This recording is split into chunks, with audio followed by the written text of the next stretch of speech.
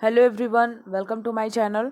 तो फ्रेंड्स, आज के इस वीडियो में हम लोग अगेन 20 क्वेश्चन सॉल्व करेंगे। और आज का जो हमारा क्वेश्चन है वो जो है हमारा टॉपिक संरचनात्मक प्रकारवाद है, उससे संबंधित है।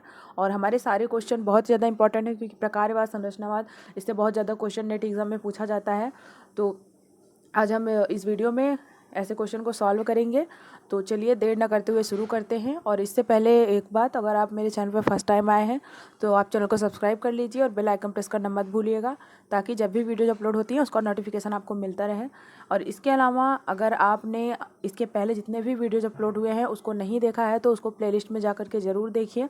बहुत सारे वीडियोज़ हैं ऑलरेडी जिस पे हमने क्वेश्चन डिस्कस किया हुआ है, और सारे क्वेश्चन जो भी हैं बहुत इंपॉर्टेंट हैं। तो आप लोग देखिए, आपको बहुत ज़्यादा हेल्पफुल होगा।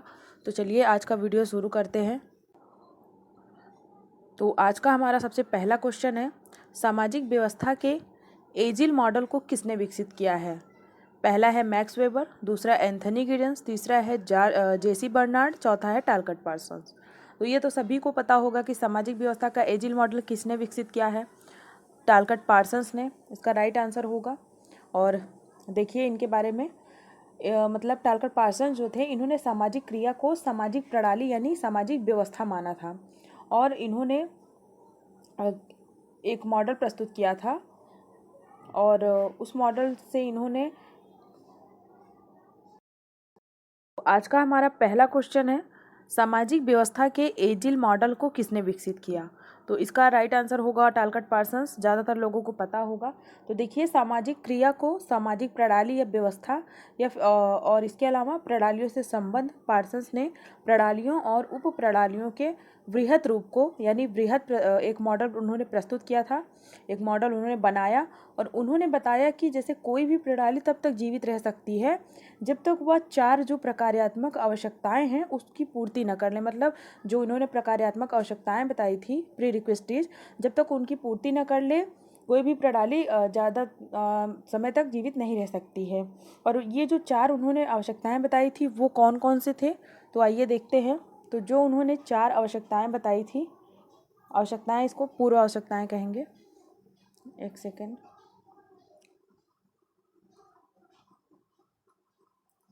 इन्होंने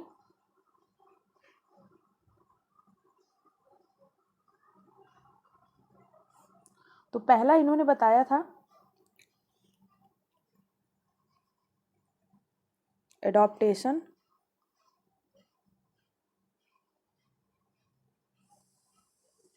यानी जिसको हम कहते हैं अनुकूलन।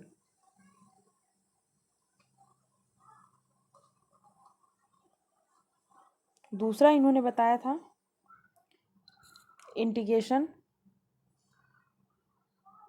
सॉरी, दूसरा इन्होंने बताया था गोल, जिसको हम लक्ष्य कहते हैं। तीसरा इन्होंने बताया था इंटीग्रेशन, जिसको एकीकरण कहते हैं। और चौथा इन्होंने बताया था लेटेंसी, जिसको प्रतिमान अनुरक्षण कहते हैं।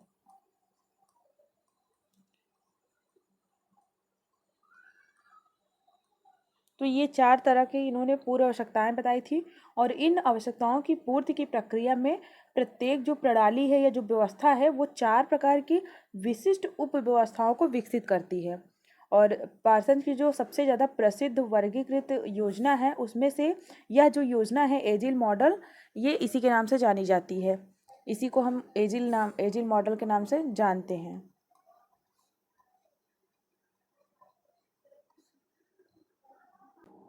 अगला क्वेश्चन है, पार्सन्स के सामाजिक व्यवस्था में एजिल का क्या अर्थ है। तो उसको अभी हमने देख ही लिया। तो देखिए, पहला है अकल्चरेशन, गोल अटेनमेंट, इंटीग्रेशन, लेटेंसी। तो ये नहीं है। दूसरा है एडेप्टेशन, गोल अटेनमेंट, इंटीग्रेशन और लेटेंट पैटर्न मेंटेनेंस। तो इसका राइट आंसर हमारा बी हो जाएगा, यानी यही सही है। अगला क्वेश्चन देखिए, टालकट पार्सन्स के अनुसार सामाजिक व्यवस्था के संरचनात्मक अवयव कौन कौन से हैं।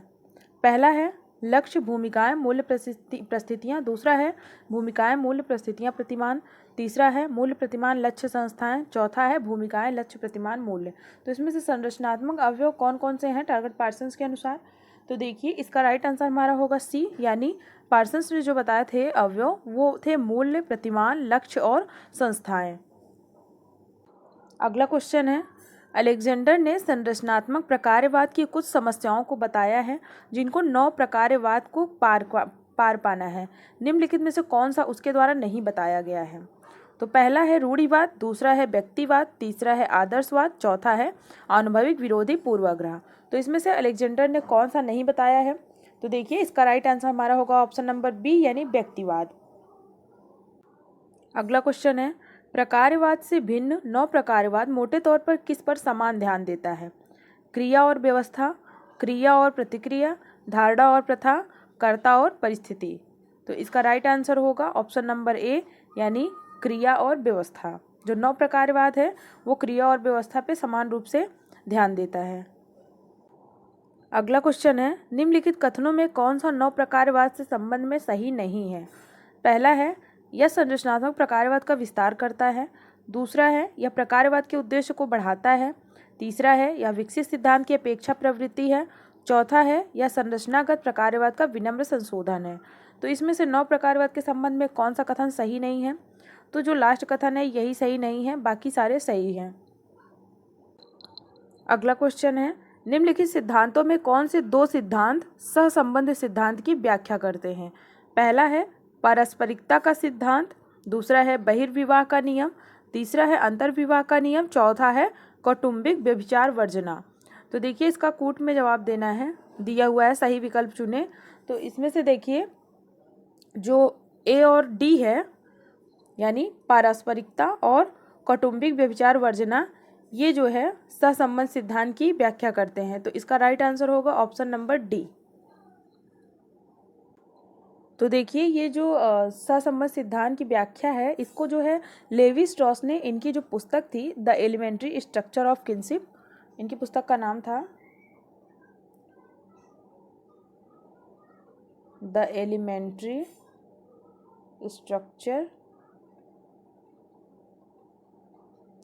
Of kinship. इसी पुस्तक में इन्होंने इनका जो सहसंबंध सिद्धांत था, यानी अलायंस थ्योरी जिसको बोलते हैं, इसी बुक में इन्होंने दिया था। और इस अवधारणा के लिए उन्होंने पारस्परिकता और जो दिया हुआ है यहाँ पे कौटुंबिक व्यभिचार वर्जना, यानी निकटाभिगमन निषेध जो होता है, इन दोनों की प्रथा को सार्वभौमिक मानते हुए इन्होंने इसकी व्याख्या की थी। अगला क्वेश्चन है, टालकट पार्सन्स ने कर्ता के निम्नलिखित में से किस अभिप्रेरणा पर कार्य नहीं किया है? संज्ञानात्मक, मूल्यांकनकारी, संख्यात्मक, तीव्र संयोगों का विमोचन। तो इसमें से कौन सा टालकट पार्सन्स ने कर्ता के अभिप्रेरणा पर कार्य नहीं किया है? तो इसका राइट आंसर होगा ऑप्शन नंबर सी, यानी संख्यात्मक। तो देखिए टालकट पार्सन्स ने कर्ता के संख्यात्मक अभिप्रेरण पर कार्य नहीं किया है। पार्सन्स ने कर्ता के अभिविन्यास, यानी जो अभिप्रेरणा है, उसको 2 भागों में बांटा था। पहला उन्होंने बताया था उत्प्रेरणात्मक अभिविन्यास।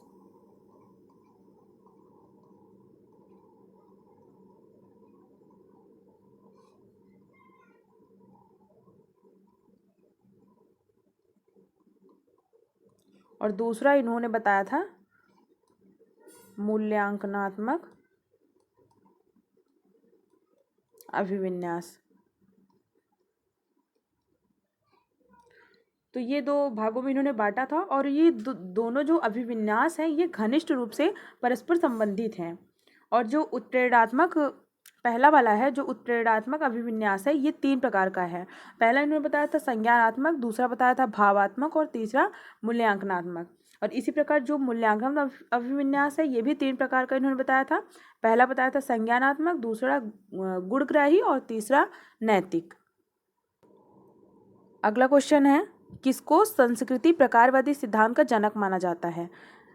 Are K Merton, B Malinowski, A R Radcliffe Brown, H Spencer. तो इसका right answer option number B होगा, बी मेलिनोवस्की। मेलिनोवस्की जो है इनको संस्कृति प्रकारवादी सिद्धांत का जनक माना जाता है और इनकी इस सिद्धांत की जो व्यक्ति है वो इनकी जो पुस्तक है संस्कृति के एक वैज्ञानिक सिद्धांत, इनका जो पुस्तक है उसमें मतलब देखा जाता है और इनके अनुसार जो समस्त मानव है वो संस्कृति का कार्य मूलतः मानव की मौलिक एवं जो आधारभूत आवश्यकताएं होती हैं उसकी पूर्ति करना होता है और जितने भी सांस्कृतिक तत्व हैं वो किसी न किसी रूप में किसी समाज में व्यक्ति की आवश्यकताओं की पूर्ति करते हैं। अगला क्वेश्चन है, निम्नलिखित में से किसने मेलिनोवस्की की प्रकार्यात्मक अनिवार्यता के विचार का खंडन करके प्रकार्यात्मक विकल्पों की अवधारणा का प्रतिपादन किया? Talcott Parsons, R K. Merton, A R. Radcliffe Brown, Kingsley Davis. तो मेलिनोवस्की का खंडन किसने किया था? इन्होंने जो प्रकार्यात्मक अनिवार्यता बताया था। तो देखिए इसका राइट आंसर होगा ऑप्शन नंबर बी यानी आर.के. मर्टन। तो मर्टन ने मेलिनोवस्की की जो प्रकार्यात्मक अनिवार्यता के विचार था इसका खंडन करके उन्होंने प्रकार्यात्मक विश्लेषण का अपना एक पैराडाइम प्रस्तुत किया था जिसमें उन्होंने प्रमुख रूप से प्रकार्य और दुष्प्रकार्य, व्यक्त और अव्यक्त प्रकार्य, बहुप्रकार्य, अकार्य प्रकार्यात्मक इतने ऐसे बहुत सारे विकल्प उन्होंने इसमें शामिल किया था। अगला क्वेश्चन है, निम्नलिखित में से किसने अपने संरचनात्मक सिद्धांत में समाज के अध्ययन हेतु प्रणाली तंत्रीय प्रतिरूप प्रदान किए हैं? तो पहला है एसेप नाडल, दूसरा है रेडक्लिफ ब्राउन, तीसरा है लेवी स्ट्रॉस, चौथा है टालकट पार्सन्स। तो इसका राइट आंसर होगा option number C, Claude Levi Strauss. तो स्ट्रॉस जो है इन्होंने अपने संरचनात्मक सिद्धांत में समाज के अध्ययन हेतु प्रणाली तंत्रीय प्रतिरूप प्रदान किया था और ये जो है मुख्यतः मुख्य रूप से ये भाषा, मिथक, भाषा शास्त्र, नातेदारी संबंधी जनजाति समाजों के अपने अध्ययनों के लिए जाने जाते हैं। इन्होंने नातेदारी संबंधी जनजातियों पर अध्ययन किया था जिसके लिए ये जाने जाते हैं। इसके अलावा भाषा हो गया, मिथक हो गया, भाषा शास्त्र हो गया। अगला क्वेश्चन है, निम्नलिखित में से किसने ब्रिटेन में संरचनात्मक प्रकारवाद को सामाजिक नृविज्ञान में आकार दिया? तो पहला है बी मेलिनोवस्की तथा हर्बर्ट स्पेंसर, दूसरा है बी मेलिनोवस्की तथा ए.आर. Radcliffe Brown. तो यही इसका राइट आंसर हो जाएगा। बी मेलिनोवस्की और ए.आर. रेडक्लिफ ब्राउन जो हैं इन्होंने संरचनात्मक प्रकारवाद को सामाजिक नृविज्ञान में आकार दिया। तो मेलिनोवस्की और रेडक्लिफ ब्राउन ये दोनों जो हैं संरचनात्मक प्रकारवाद से संबंधित हैं, मानवशास्त्री हैं दोनों, और ये दोनों जो समाजशास्त्री हैं ये प्रकारवादी विचारधारा के लिए जाने जाते हैं। और मेलिनोवस्की की जो पुस्तक है an introduction of social anthropology और रेडक्लिफ ब्राउन की जो पुस्तक है मेथड इन सोशल एंथ्रोपोलॉजी, ये दोनों जो है इसी विषय पर आधारित है। अगला क्वेश्चन है, निम्नलिखित में से किसने अमूर्त और सामान्यीकृत अवधारणाओं के समुच्चय से सामाजिक व्यवस्था का वर्णन करने के लिए समाजशास्त्री परिप्रेक्ष्य का प्रतिपादन किया है? तो पहला है पार्सन्स, दूसरा है दुर्खीम, तीसरा है मर्टन, चौथा है राल्फ एडेंटन। तो इसका राइट आंसर होगा ऑप्शन नंबर ए, टालकट पार्सन्स। तो पार्सन्स ने अमूर्त और सामान्यीकृत अवधारणाओं के समुच्चय से सामाजिक व्यवस्था का इन्होंने वर्णन किया है। इन्होंने इसका वर्णन करने के लिए समाजशास्त्री परिप्रेक्ष्य का प्रतिपादन किया था। इनका जो सिद्धांत था वो सामाजिक व्यवस्था और सामाजिक क्रिया का था और इनके अनुसार कोई भी व्यवस्था तब तक जीवित रह सकती है जब तक वह 4 प्रकार्यात्मक जो आवश्यकताएं होती हैं उसकी पूर्ति करती रहती है। इन्होंने जो प्रकार्यात्मक आवश्यकताएं बताई थी वो अभी जिसके बारे में हमने बात की वो था इनका अनुकूलन, लक्ष्य उपलब्धि, एकीकरण और प्रतिमान अनुरक्षण, जिसको हम एजिल मॉडल के नाम से जानते हैं। अगला क्वेश्चन है, निम्नलिखित में से किसका प्रकार्यात्मक सिद्धांत सामाजिक, सांस्कृतिक और व्यक्तित्व व्यवस्थाओं पर आधारित है? Merton, Simmel, Alexander, Parsons. तो इसमें से किसका प्रकार्यात्मक सिद्धांत सामाजिक, सांस्कृतिक और व्यक्तित्व व्यवस्थाओं पर आधारित है? तो इसका राइट आंसर होगा ऑप्शन नंबर डी, टालकट पार्सन्स।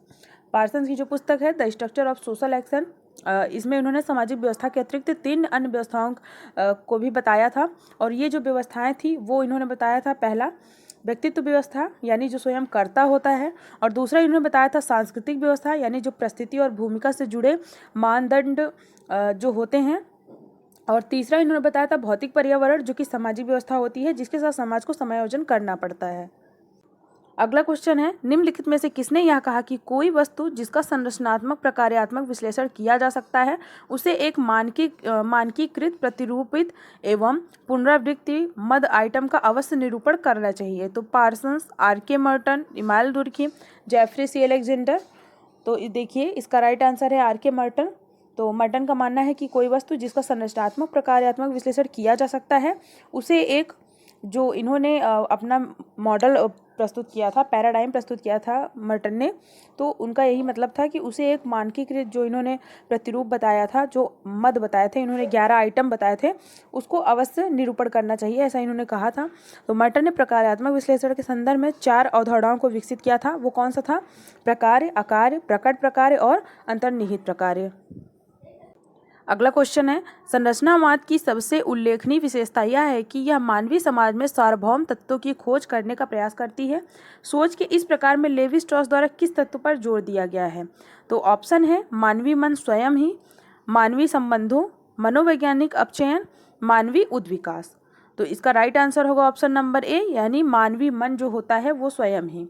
तो मानव मस्तिष्क जो है वो कैसे कार्य करता है, इस संबंध में लेवी स्ट्रॉस ने निर्जातीय तत्वों के आधार पर जिस सिद्धांत की रचना की थी उसे उन्होंने क्या कहा था? संरचनावाद का नाम दिया था।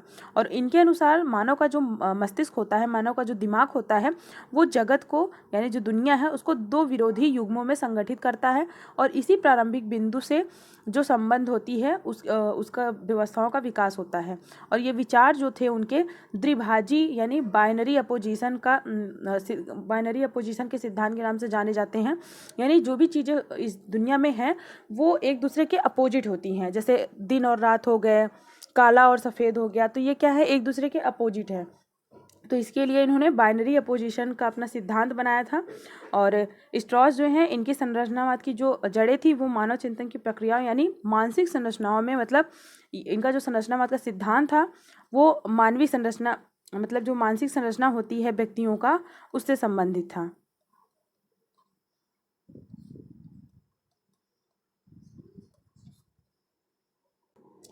इतना तो मतलब एग्ज़ाम में ज़्यादा, देखिए एग्ज़ाम में बहुत ज़्यादा टाइम तो नहीं बचा है, तो लगभग सभी लोग अच्छे से पढ़ करके क्वेश्चन को सॉल्व कर रहे होंगे, प्रैक्टिस कर रहे होंगे, इसलिए हम ज़्यादा डिस्कस नहीं करेंगे।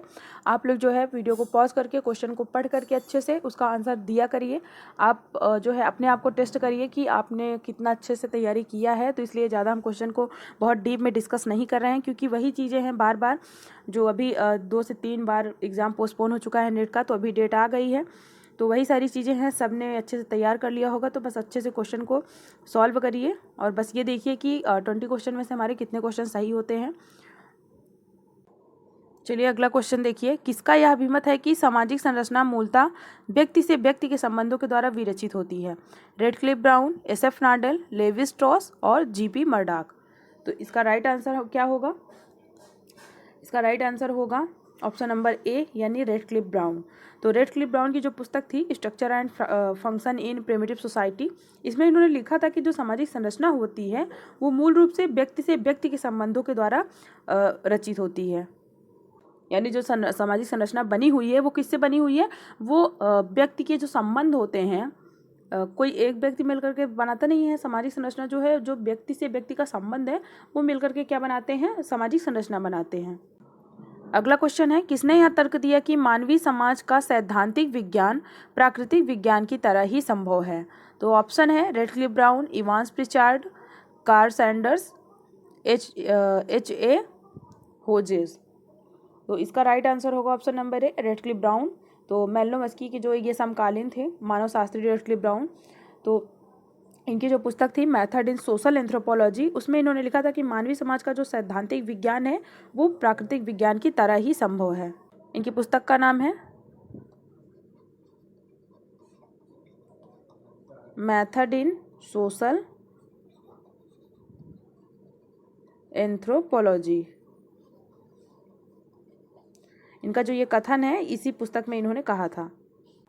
अगला क्वेश्चन देखिए, निम्नलिखित में किसने तर्क दिया कि संस्कृति समग्र रूप में समाज की तुलना में व्यक्तियों की आवश्यकताओं की पूर्ति अधिक करती है? तो देखिए व्यक्तियों और आवश्यकताओं, इसकी बात कौन करता है? तो ये हमारा कोड वर्ड पता होगा आपको, ये मेलिनोव्स्की है, इसका राइट आंसर मेलिनोव्स्की होगा। तो मेलिनोव्स्की ने तर्क दिया था कि संस्कृति जो होती है वो समग्र रूप में समाज की तुलना में व्यक्तियों की आवश्यकताओं की पूर्ति अधिक करती है, और मेलिनोव्स्की प्रकारवादी थे। और इसके अलावा उनकी जो ये सिद्धांत है उनकी एक पुस्तक थी जो a scientific theory of culture, इसी में उन्होंने ये प्रकारवाद का अपना सिद्धांत दिया हुआ था। और इनके अनुसार जो समस्त मानव संस्कृति है, इसका कार्य जो है वो मानव की मौलिक एवं आधारभूत आवश्यकताओं की पूर्ति करना है, और सभी की सांस्कृतिक तत्व किसी न किसी रूप में किसी समाज में व्यक्ति की आवश्यकताओं की पूर्ति करती है। अगला क्वेश्चन है, निम्नलिखित में किसने यह तर्क दिया कि संरचनाएं सामाजिक प्रणाली के कार्य कारण के अपरिहार्य नहीं हैं? तो पार्सन्स, गिडेंस, मर्टन, सीमेल। तो इसमें से किसने कहा? तो ये कहा था मर्टन ने। इसका राइट आंसर होगा मर्टन। तो मर्टन के अनुसार सभी संरचनाएं सामाजिक प्रणाली के कार्य कारण के लिए अपरिहार्य नहीं है। और संरचना शब्द का जो ये प्रयोग है, मतलब इन्होंने समानता किसी रचना की इकाइयाँ या फिर जो अंग है, जो अवयव हैं, ऐसे प्रतिमानी संबंधों के लिए किया है जो अपेक्षाकृत स्थिर व स्थायी होते हैं। इसीलिए किसी वृहद रचना के विभिन्न भागों या निर्माणक जो तत्व होते हैं, उनके आपसी संबंधों में जो एक व्यवस्था अथवा संगठन होता है, उसे क्या कहते हैं? संरचना कहते हैं। तो ये थे आज के हमारे 20 क्वेश्चन। आई होप आपको वीडियो पसंद आया होगा। आपको वीडियो पसंद आया तो प्लीज़ लाइक शेयर जरूर करिएगा और कमेंट करके जरूर बताइएगा। और इसके अलावा अगर आपको वीडियो नहीं पसंद आता है तो वीडियो को आप डिसलाइक कर सकते हैं, लेकिन आप रीज़न जरूर बताइए कमेंट करके कि वीडियो आपको क्यों नहीं पसंद आया है, और जो भी कमियाँ हैं प्लीज़ मुझे ज़रूर बताइए। और आप लोग वीडियो को लाइक करते हैं तो इससे मुझे मिलता है मोटिवेशन, और ज़्यादा थोड़ा प्रेरणा मिलती है कि और ज़्यादा अपने आप को जो है अच्छा करूँ और थोड़ा जो कमियाँ हैं उसको दूर करूँ। तो प्लीज़ आप लोग कमेंट करके ज़रूर बताइए। तो आज के लिए बस इतना ही, मिलते हैं नेक्स्ट वीडियो में। Thank you.